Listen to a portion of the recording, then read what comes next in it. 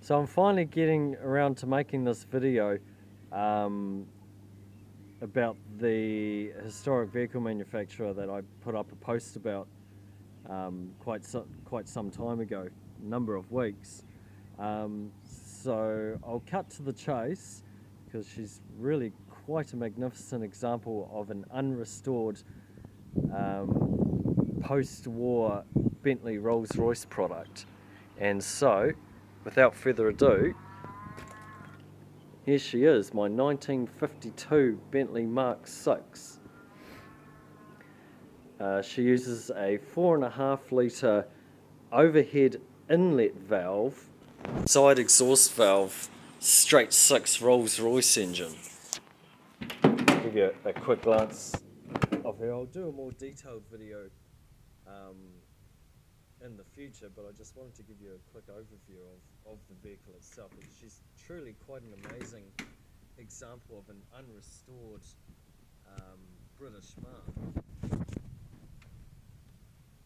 So here she is here. Nicely patinaed. The video is probably presenting her a lot nicer than what she actually is, but if I can get her in a certain light, you can see you know, where she has got a bit of wear and tear on her, you know, along the tops here. She's been polished and what have you over the years. You can see just absolutely nicely patinaed, which is she's just absolutely remarkable. The bright work along the bumpers there, really gorgeous. You see where she's had repairs over the years, cosmetic paintwork of course. This vehicle is a New Zealand new example, and she comes with all her original sales documents and folders upon folders of receipts of repairs and maintenance that she's had carried out on her over her 73 years.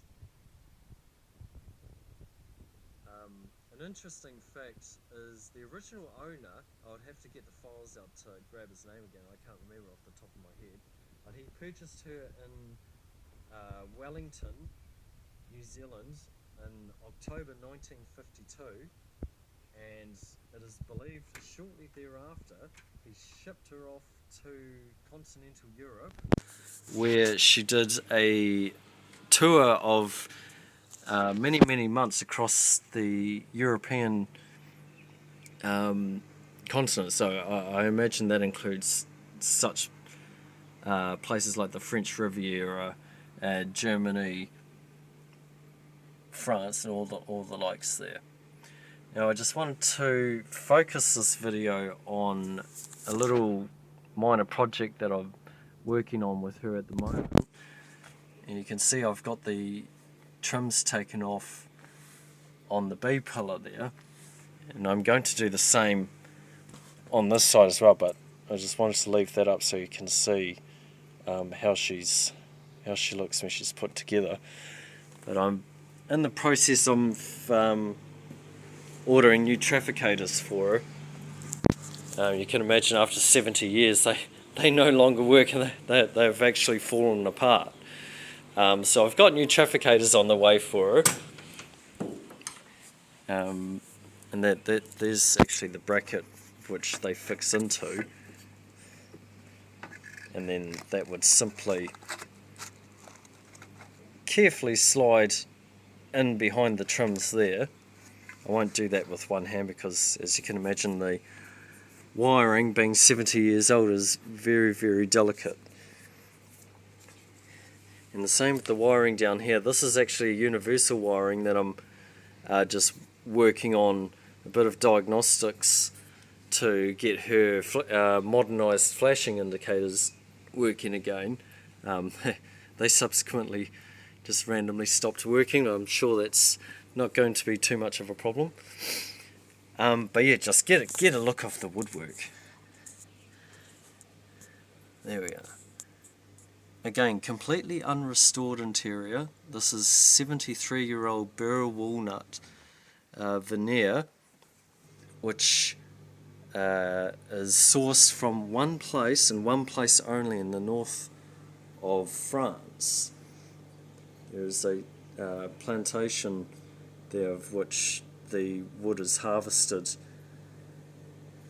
aged, and then veneered and varnished prior to fitting to each individual vehicle. The Connolly leather is in very, very good condition for her age. Not perfect. She is patinaed up just like the exterior of the vehicle, but it adds to her charm. She tells a story. To me, it shows that she's lived a life, a very interesting life. I'll certainly go into more detail about her existence over the years, because it is really quite a fascinating story.